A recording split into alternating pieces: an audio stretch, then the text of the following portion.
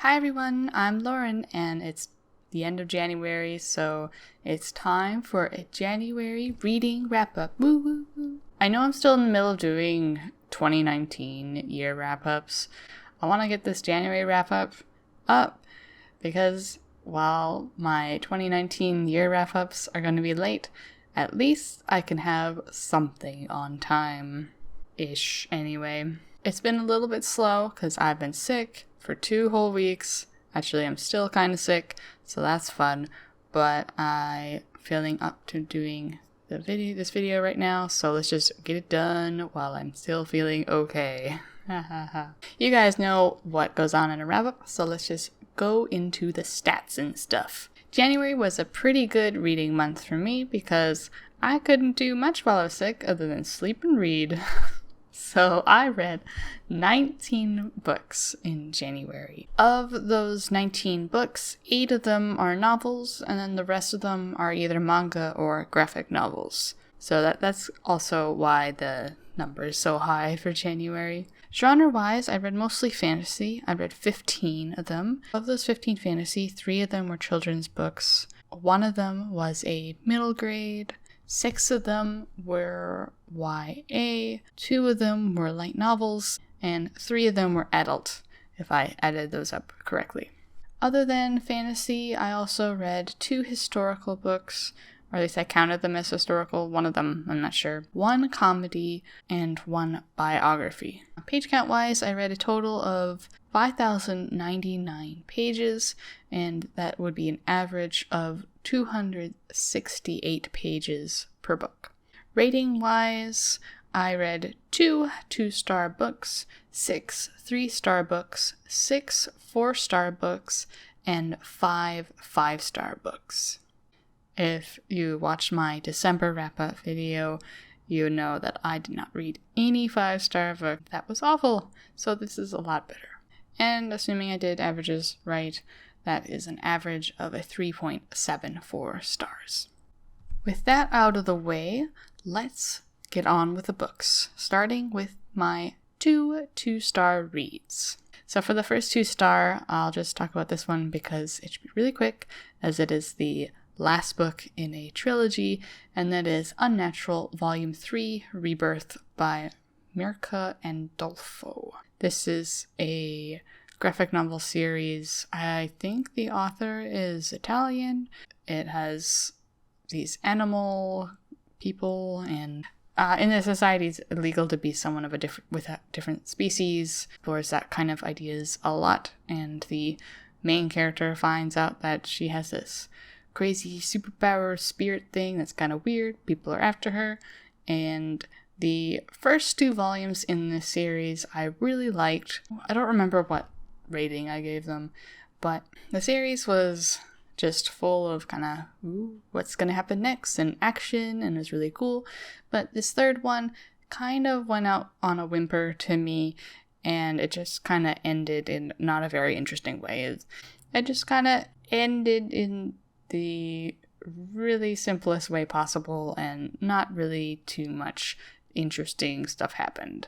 Really disappointing, but my second 2-star read was The Nameless City by Faith Erin Hicks. This was almost the same kind of reasons that I didn't like Unnatural Volume 3, and it was just kind of boring. Nothing much really interesting happened.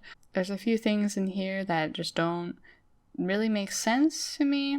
In this, the main character starts training in this big city called the Nameless City because it has so many different names, so it doesn't really have one name. It's a nameless city. There's a big issue in here where the current ruling faction of the city, a lot of people really don't like them, but this volume never explains why people don't like them. They're just kind of angry at them, and we're gonna overrule those terrible people, the terrible faction. But hardly ever in this book does it ever show anything bad that they're doing.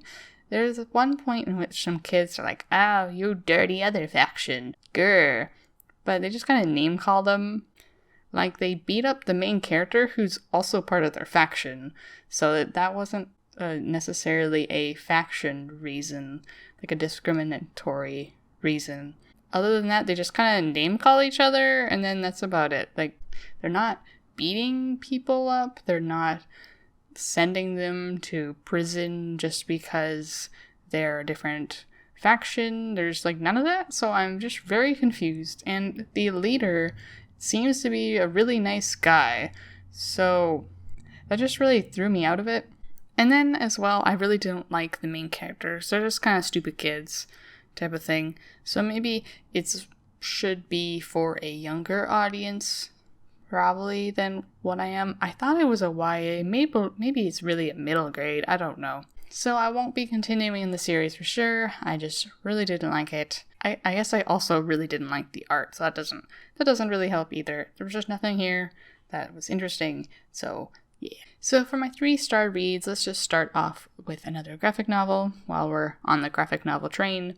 Diana, Princess of the Amazons by Shannon Hale. This is a little short story of a young, I think, Wonder Woman. I'm not a big superhero fan, but I do sometimes read these superhero type comics on Hoopla because, hey, free! I like free, and this one seemed kind of interesting. It's a children's kind of short story. I guess Wonder Woman's name is Diana, and she is a kid, doesn't know how to prove herself. Like, she's kind of in this middle stage where she's not babied over for being too young, but she is not treated as an adult either, so she has to find herself, and shenanigans happen. I thought it was cute. There's not really anything wrong with it, but I think it's a little bit too young for me to really enjoy properly. I thought the art was really nice, and there wasn't anything wrong with it, really, but nothing really worked well with me either. So it was a fun enough read, but not anything that I'm too enthused about either. Alright, for another kind of graphic novel, sort of, not really, but I wasn't sure what to put this under. I ended up putting under graphic novel because it has graphics and it has words. And then there's Hyperbole and a Half by Ali Brosh. This is a collection of webcomics, and they are various stories of the author. She's just going through shitty times, basically, and some funny stories as well. She's the one that made the really popular meme with the do all the things. Again, this one, there wasn't really anything wrong with it. I think the problem was that I read everything in here already, like online, and I think I was expecting that some of them wouldn't be on there. But what here was pretty sad and funny at the same time. She goes really into detail about certain aspects of her life and some depression type stuff. This one was just like a hard one for me to rate because, again, it's not one that I really loved, and I didn't hate it either. There's not really much wrong with it. I did really like the drawings with it, and it was at least interesting to read. It is worth checking out, at least online, if it sounds kind of interesting to you, maybe. So next one I'm going to talk about is The Dragonet Prophecy by T. Sutherland. This is the first book in the Wings of Fire series. I heard about the series from a booktuber. I don't remember his name, but he really loves the series, and that's kind of why I wanted to try it out. I do like fantasy books, and I like dragons, and I'm not used to reading middle grade, so I thought I'd try it out. And I think I am interested in trying more in the series, but I'm not sure how I feel about the first book in this series. I think maybe there was just a lot of introductory things to the series about these different dragons, and they're hidden away because they're supposed to be the chosen dragons. And the book spends a lot of time with them hidden away in the caves, trying to figure out how to get out. And the characters did read really childish, which I guess they're really young dragons, so they are kids. I wish they were a little bit more mature, I guess, and a little bit less kiddie. It sounds like other books in the series, they mature a little bit more as they are exploring around and trying to figure out what to do. But in this one, they're just starting out, so they don't know anything, basically. And I think that kind of got on my nerves a little bit, but the world setting was interesting. It seemed like it had a lot of depth to it, and it was going to have more depth in the future, just based off some hints that I was kind of picking up here and there. This is another kind of weird one where I'm waffling around on the writing, because I'm not sure how I feel about it, I guess. I do want to continue in the series, but this first book was not a turn off, but it wasn't getting me raring to go either. I'll try the next book in the series from the library, like I did with this one, and see how that goes. For my next 3-star read, Beyond the Black Door by A.M. Strickland. This is a YA fantasy. It has this interesting concept of these people that can go into other people's headspace,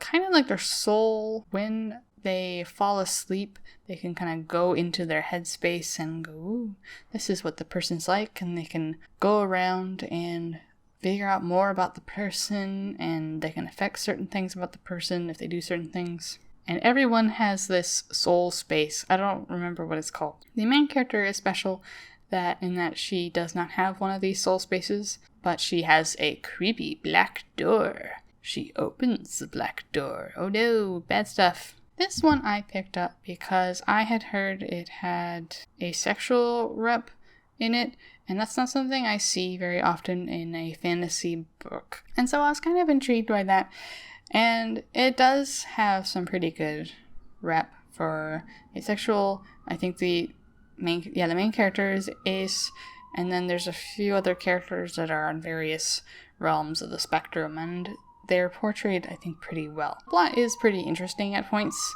Like, the characters are pretty interesting. There's a lot for me to like. However, what really bogged... Oh man, I don't know if that came up. That may have came up on...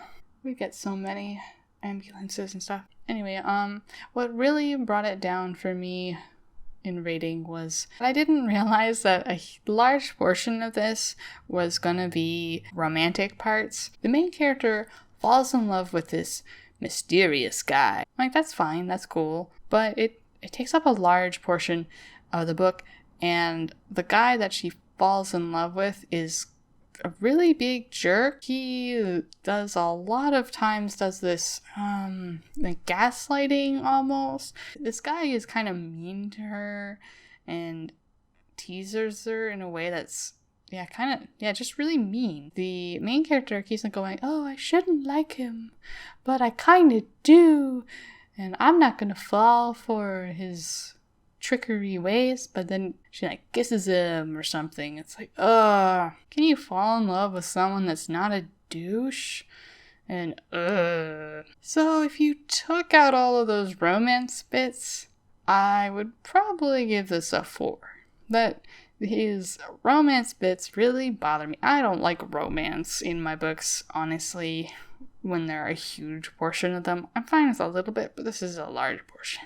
So yeah, 3-star, woo! Moving on. So technically I have 2 more 3 stars to talk about, but there's a 4-star book that ties into the 3-star. So I'm going to talk about 3 more books. Elemental Glade Volumes 1, 2, and 3 by Mayumi Azuma. The first volume here I gave a 4-star, and the other 2 I gave a 3-star. So this is a reread for me. I was planning on maybe rereading the whole series because I had not read the full series in a very, very long time. This is a very nostalgic read for me. It's an action fantasy manga with these cool people that can merge with other people and become weapons and really powerful, and the main character finds one of these people that are super strong, and everybody's after her, and woo, lots of battles, fight. Some comedy sections as well. So I really liked it growing up. I think it's one of the first manga I kind of read. However, rereading it, I really like the first volume. It's a really strong start. There's none of this really long, drawn-out background and stuff like that. And I do like how it just kicks it off right off the bat. As the series goes on, it gets really dumb. The main character is kind of this plucky, loud, but really nice main character, and he's kind of dumb. Usually I really hate these kind of loud, dumb main characters, but he's actually not too bad. He's pretty mild and a little less dumb. The problem is there are the 3 other characters that want to safely transfer this weapon lady to their headquarters to protect, and that's kind of their whole job, is to look after these weapon people. However, there's supposed to be these officials, and they're incredibly dumb. Way dumber than I feel like they should be when doing this super duper important mission to retrieve this hyper powerful weapon lady. And they get into so much trouble because of how dumb they are. So with these weapon people, there are other people that hunt them, these hunters, and they often capture them with this sealing type magic ribbon stuff. If you are an official weapon person and you work for basically the government, you get trained so that you can combat this magical ribbon stuff. However, if the person trying to capture the weapon person knows their full real name, they can capture them anyway, and haha, your training is stupid. So what does this government weapon person do earlier in the volume? I think it's volume 3. They gave away their full name to this random, really sketchy person asking their name to do a fortune. And then, of course, they get captured. So it's like, this is dumb. Of course, they do so much other really dumb stuff that gets them into trouble. It's just so unbelievably dumb. And I feel like the overall plot is looking like it's going to move pretty slowly because they get into shenanigans where they have to get more money and stuff. And it seems like that's going to be a large part of it. And I'm just don't want to read anymore. I could see why I would have liked this earlier if I ignored those aspects of it, just kind of reading and go, oh yeah, action, cool. But nowadays I need a little bit more depth, and I can't go past that, honestly. Magic swords that fuses other people for awesome battle stuff, I can handle that. But not everybody being a complete imbecile. So moving on to the 4-star reads. First up here is Oz, the Wonderful Wizard of Oz by Eric Shanover and Scotty Young. This is the first book in the Marvel's Oz Comics series. I have not read the original Wizard of Oz, and I do want to, so I can't compare this to that. I just found this randomly on Hoopla and decided to give it a shot, and it was pretty interesting. It's really well drawn, and it's kind of like a fairy tale sort of thing. It's a little bit nonsensical in that sense, but fairy tales are often really nonsensical, but it's just really well drawn, kind of whimsical and fun, and kind of silly. And yeah, it's just really enjoyable. I don't think I need to explain the plot of The Wizard of Oz, because it's basically just the adaptation, I think, of the first book. I think that's what it's supposed to be. It's a lot of fun, really well drawn. I don't know if they changed anything from the original book or not, but it's good. I don't have anything else to say about it. Next 4-star, I read El Defo by Cece Bell. This is a comic that describes when the author was young and they had to get hearing aids. And I don't know if it was just how severe their hearing loss was, or if at the time the hearing technology wasn't good, but the author had to get this really bulky hearing aid stuff, and it wasn't really good, and they were really young, trying to fit in with everybody. So as a kid, they try and make the best of it, and make friends anyway, and try and get around the limitations of the hearing aid tech. This was a pretty fun read. I think this is more written for kind of a middle grade audience, definitely a lot younger audience, but it was still enjoyable enough, and it's really sweet. And again, this is another one that's pretty well drawn, I find. It's pretty sad at points because of how other kids judge other kids is kind of sad. It was definitely an interesting look into someone having to deal with this kind of situation, because I have definitely not been in this kind of situation. It was just good. I really liked it. I don't have anything else to say about this one either. It was good. Yep. Another graphic novel, The Prince and the Dressmaker by Jen Wine. This is a graphic novel about a dressmaker who gets into a situation where they find out that the prince likes wearing dresses, and they make dresses for the prince. They get into situations where they're trying to hide the prince's identity, and he doesn't want to be shamed for that and all that kind of stuff.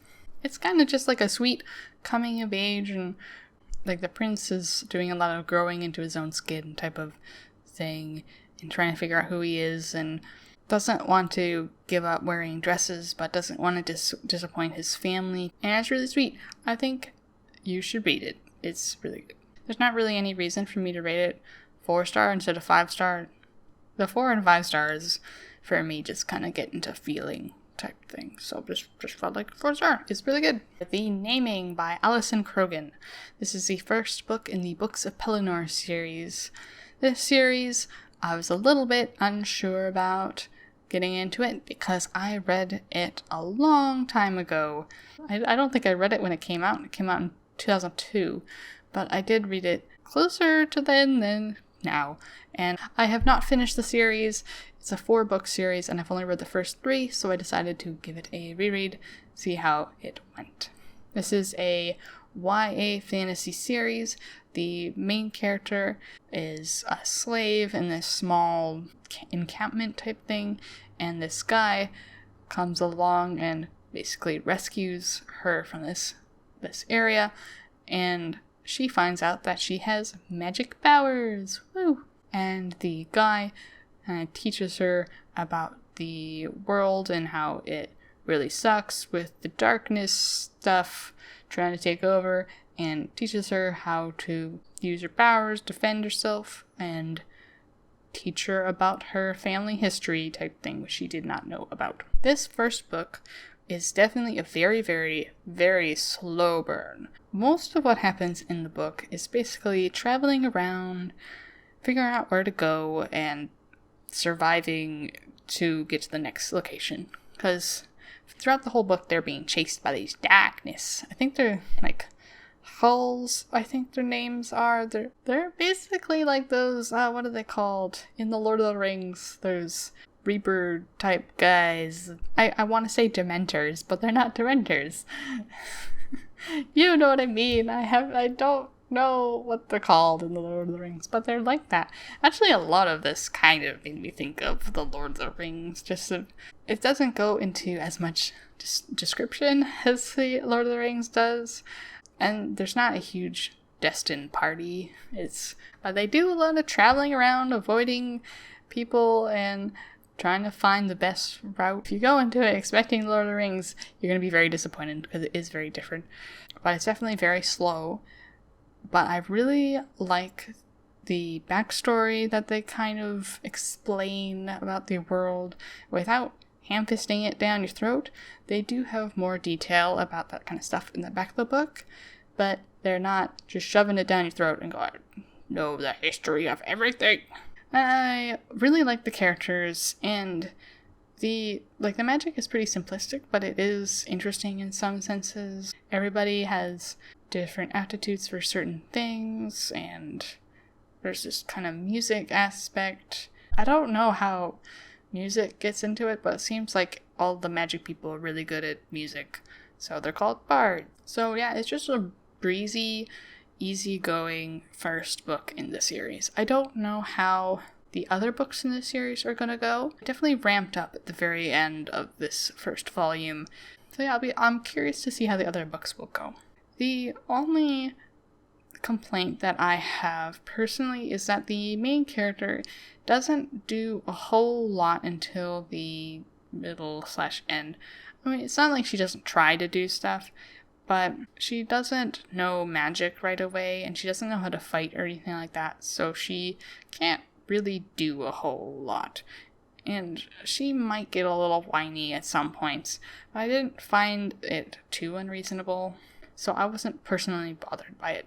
But if you definitely want a main character that is really badass and can handle themselves all the time, they're really cool, then you might not like this one, because she is definitely not a badass, really. She is a good person, and she tries to do what she can, but she is not very capable until later. So I'm going to read the next few books, probably. We'll see how the second book goes. The last 4-star that I have here Not much to talk about with this one, because it is Death March to the Parallel World Rhapsody Volume 10 by Hiro Ainana. So this is the 10th book in the Death March series, so I can't really talk too much into it.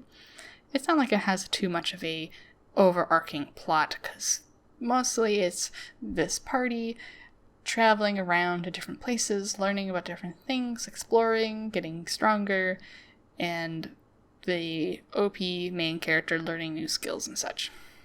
And lots of cooking. In this volume, they get to a city called the Labyrinth City after wanting to get there since basically the first volume. They finally get there, and they're just traveling and beating stuff up in the labyrinth. And there's also a secret plot type thing that they try and solve. Not much more to it than that. It's the 10th volume. I can't explain much more than that, really, honestly. But it was a really good volume, which is good because the previous volume I really did not like. The previous volume was all original content to that book, but the 10th volume is back to adapting web novel material, and it's a lot better. This is definitely a me sort of series, at least kind of on BookTube. It's a simple series, but I love it. So now we're at the 5-star books. First, this one will also be a short one to talk about. That is A Bride's Story Volume 7 by Kaoru Mori. This is a historical fiction type of series. It follows different brides kind of thing, and they have different issues in their day-to-day life type of thing. Volume 7 follows a new character. I forgot her name. I can't remember anybody's names. And she is secluded from everyone else because in her area, when she married her husband, no guest is allowed to see her, and she can basically only be seen by other women. When she's out and about, she basically has to wear a full covering burqa type thing. I think it's a burqa. And she wants to find someone to be like a companion. And she tries to find friends, and that's kind of the plot of the story in this volume. And it's really good. As for usual for Mori, she has a really great style, really detailed, and it's so good to look at. This volume was a lot of fun. I really liked the characters, and I love it. The next book I want to talk about is The Ordinary Princess by MMK. This is a really old, actually, children's fantasy book. It came out in 1980, and I read this when I was a kid, and I remember liking it, so I wanted to try reading it, and I really loved it, actually. It is very simple, but it's basically a fairy tale of a princess, and she was blessed with being ordinary by a fairy godmother. And she doesn't want to be a princess as she grows up. She wants to go out and play in the woods or that kind of thing, just like a normal kid. The king and queen really want her to get married already, and they set up a dragon to like guard her in a tower, and some chump comes along and has to marry her is the plan. She doesn't like that. She hears about it and doesn't like it, and so she flees and kind of has her own little adventure. And it's very sweet. It's really simple, but I do kind of like these fairy tale-esque stories that know what they're trying to do. It's not complicated at all. It's really short, and it is exactly the length that it needs to be. I really enjoyed it a lot. There's not really much more to it than that. It's just simple and good. I have no complaints, and I really liked it. The next book I have, I probably won't be able to talk about too much either, and that is Ascendance of the Bookworm, Part 2, Volume 2 by Mia Kazuki. This follows a girl who was killed by books, and she is reborn into the body of a sickly girl in another world, and her goal is to try and work herself up into the world and eventually make books. Because this world, books exist, but they're really expensive and not available to poor girl like her. So yeah, this one just continues in that plot. She's a lot better situation than she was before, but I can't really talk too much more about it because then it's definitely spoilers in this kind of one. It definitely gets really exciting in this one, and I really loved it to bits. I just love the characters, and I love all the different things that they're doing and all the different things that mine advance. It kind of ends on a bit of a cliffhanger, so I'm a little bit bummed about that, but I'm very excited for the next volume in the series, which I think comes out in May, so I have to wait a little while. And then finally, the last two books that I have to talk about are both in the same series, so I'm going to talk about them together.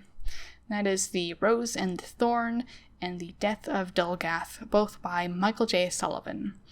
This is the second and third book in the Viria Chronicles series. These two books follow Royce, who is a badass mercenary type guy but doesn't want to kill people if he can help it, and Royce, who is a thiefy type sneaky assassin guy that does not mind killing a few people and doesn't mind if you know it either. Both of these books are prequels to the Viria Revelation series.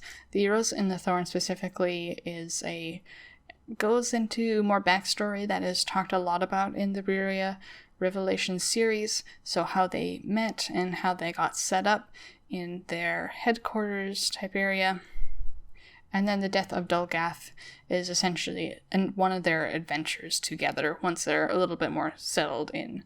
And I really loved both of them. Both of them I loved for different reasons, but I really loved both. The Rose and the Thorn references a lot of backstory that's mentioned in the Viria Revelations, and in it you get a lot of perspectives from various characters that don't have perspectives in the Viria Revelation series, mostly because some of these characters you just don't follow too much in the Viria Revelations until later, like their backstory is interesting but isn't the main part of the story, or because the characters are dead at the very start of Viria Revelations. The Death of Dulgath was just a very interesting story, and I really liked the twists and turns that it took through that, and I especially really liked the description of the area that they're in.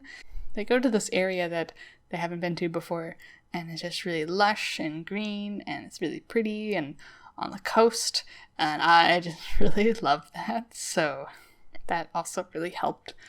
I really love Michael J. Sullivan, so it wasn't really a surprise that I loved both of these, and I am definitely not disappointed. The only thing I don't like is that I only have one more book to read in the Viria Chronicles series, which is The Disappearance of Winter's Daughter, and after that I don't have any more to read. I think there's some side stories maybe I can read, but I'll have to wait for who knows how long for another Viria Chronicles series. But at least I have more Michael J. Sullivan books to read. It just won't be Royce and Hadrian. Sad. Very sad. Finally done. This is probably going to be a really long video, but those are all of the books that I have read. If you've read any of these books, let me know your thoughts below. And thank you so much for watching. I hope to see you again for another video. Bye!